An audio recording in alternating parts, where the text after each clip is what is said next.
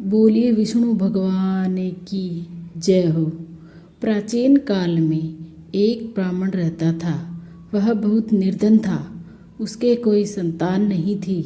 उसकी स्त्री बहुत मलिनता के साथ रहती थी। वह स्नान न करती, किसी देवता का पूजन करती।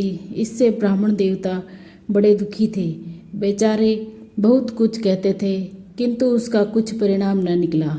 भगवान की कृपा से ब्राह्मण की स्त्री के कन्या रूपी रत्न पैदा हुआ।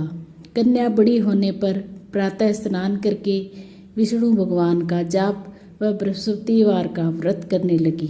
अपने पूजन पाठ का समाप्त करके विद्यालय जाती तो अपनी मुट्ठी में जौ भर के ले जाती और पाठशाला के मार्ग में डालती जाती। तब ये जो स्वर्ण के जो जाते लौटते समय उसको बीन कर घर ले जाती थी।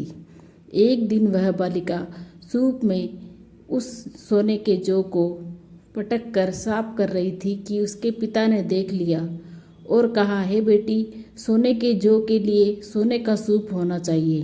दूसरे दिन बृहस्पतिवार था।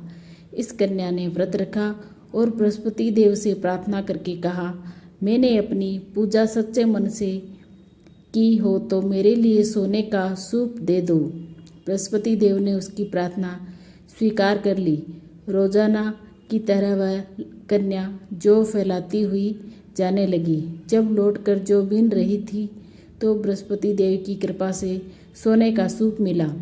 उसे वह घर ले आई और जौ साफ करने लगी, परंतु उसकी माँ का वही ढंग रहा। एक दिन की बात है कि वह कन्या सोने के सूप में जौ साफ कर रही थी। उस समय उस शहर का राजपुत्र वहां से होकर निकला। इस कन्या के रूप और कार्य को देखकर मोहित हो गया तथा अपने घर आकर भोजन तथा जल का त्याग कर दिया और उदास होकर लेट गया। राजा को इस बात का पता लगा तो अपने प्रधानमंत्री के साथ उसके पास गए और बोले, हे बेटा, तुम्हें किस बात का कष्ट है? किसी ने अपमान किया है अथवा कोई और कारण है जिससे तुम्हें प्रसन्नता हो? अपने पिता की राजकुमार ने की बातें सुनी तो वह बोला, मुझे आपकी कृपा से किसी बात का दुख नहीं है। किसी ने मेरा अपमान नहीं किया है, परंतु मैं उस लड़की से विवाह करना चाहता हूँ जो सोने के सूप में जौ साफ कर रही थी।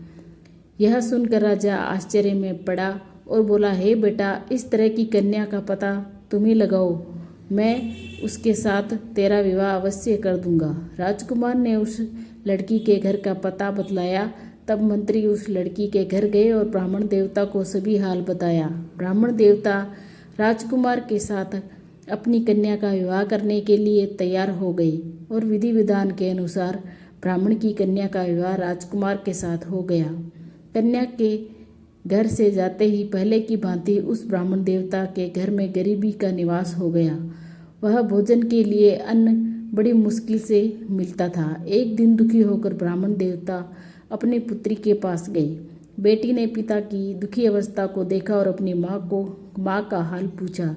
तब ब्राह्मण ने सभी हाल कहा। कन्या ने बहुत सा धन देकर अपने पिता को विदा कर दिया। इस तरह ब्राह्मण को कुछ समय सुखपूर्वक व्यतीत हुआ। कुछ दिन बाद फिर वही हाल हो गया। ब्राह्मण फिर अपनी कन्या के यहाँ गया और सारा हाल कहा तो लड़के बोली, हे पिताजी, आप माताजी को यहाँ लेकर आओ, मैं उसे विधि बता दूंगी जिससे गरीबी दूर हो जाए। वह ब्राह्मण देवता अपनी स्त्री के साथ लेकर पहुँचा और माँ को समझाने लगी, हे माँ, तुम प्रातःकाल प्रथम स्नान करके विष्णु भगवान का पूजन करो तो सब दरिद्रता दूर हो जाएगी। परंतु उसकी माँ ने एक भी नहीं मानी और प्रातःकाल उठकर अपनी पुत्री के बच्चों की जूठन खा लिया करती थी, जिससे उसकी पुत्री को भी बहुत गुस्सा आया और एक रात कोठरी में सभी सामान निकाल दिया और अपनी माँ को उसमें बंद कर दिया।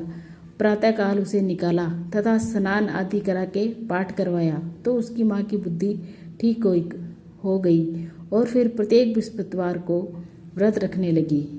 इस व्रत के प्रभाव से माँ बाप बहुत ही धनवान और पुत्रवान हो गए और बृहस्पति देव के प्रभाव से इस लोक में सुख भोग कर स्वर्ग लोक को प्राप्त हो गए। सब बोलो विष्णु भगवान की जय, बोलो बृहस्पति देव की जय।